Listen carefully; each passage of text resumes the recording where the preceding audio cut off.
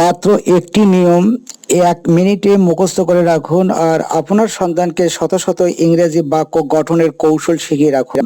কোনো স্থানে কয়টি দোকান আছে, কয়টি স্কুল আছে, কয়টি মাদ্রাসা আছে, কয়টি মসজিদ আছে, এমন যদি প্রশ্নবোধক বাক্য বোঝানো হয় তাহলে ইংরেজি তার হবে কেমন? সেই বাক্যগুলো ইংরেজিতে কি হবে?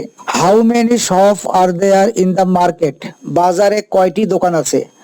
How many pens are there in the pocket? পকেটে কয়টি কলম আছে? How many books are there on the table? টেবিলের উপর কয়টি বই আছে?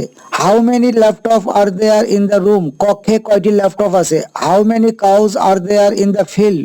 মাঠে কয়টি গরু আছে? How many trees are there in the garden? বাগানে কয়টি গাছ আছে? How many teachers are there in this school?